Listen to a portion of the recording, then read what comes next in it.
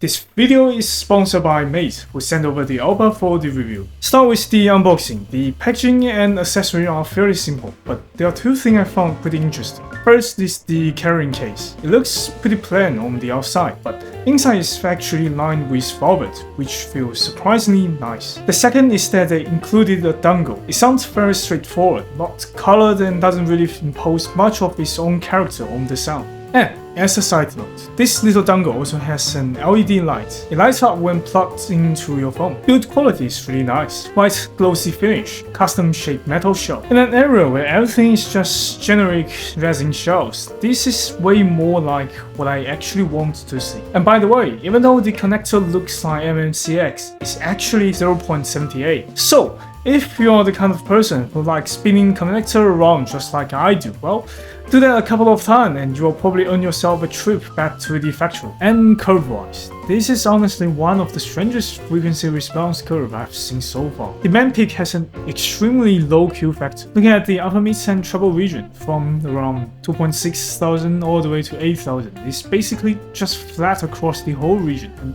in theory, that means it continuously boosts the presence of upper mid and treble instruments. So instead of certain high frequency details naturally fading off into the background, they stay constantly illuminated with strong presence and brightness. And even though that's what the curve suggests, in actual listen, sound really doesn't line up with the measurement here. The treble is actually slightly dark, I would say, and there's no much sense of ear either. So I'd say the graph is kinda different to the actual listening experience. I actually talked about this with YU9 before, with the designer of Chue and also the owner of brand YU9. His take was that the problem is frequency response still lack time domain information, and at the end of the day, frequency response curve only shows two dimensions, the frequency and amplitude. What it doesn't show is how the sound decreases over time. For example, you could have a region with very high gain, but if it decays extremely quickly, so in the end, it won't sound especially energetic in practice. That whole aspect is basically missing from the standard FR measurements. And sadly, right now there is no much really intuitive way to visualize time domain behavior.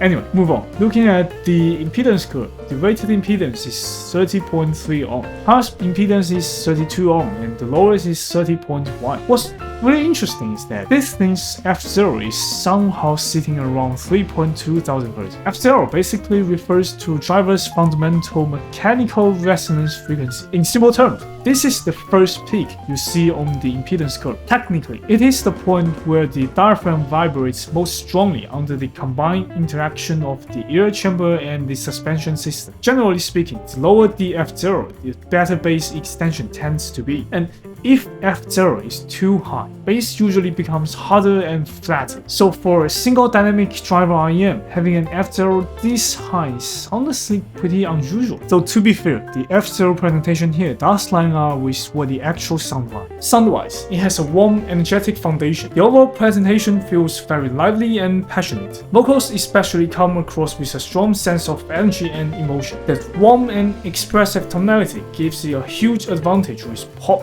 music. Whether it's the rhythm, vocals, or emotional delivery, everything feels slightly amplified in a very pop-oriented way. So I would say this IM is great for pop. The bass has moderate impacts and quantity. The extension isn't particularly deep and there is no much rebound either. It's more the kind of bass that focuses on the initial hit itself. But the thing is that it fills the lower part of the stage with warmth, so the whole sound always carries this slightly warm and immersive atmosphere. Vocals are clearly pushed forward, very intimate and very smooth. I specifically tested it with a few tracks that usually gets extreme sibilant, and honestly, there was barely any harshness at all. And about brightness, on most sources, the vocal brightness sits from, well, like screen brightness as 40 and 50%, moderate to slightly dark. But I think this IEM performs really well with a bright source, something like the K13 or N7 Plus. They work surprisingly well with it. Pairing it with a bright source feels like pushing the vocal right into the center of the stage to get this very strong sense of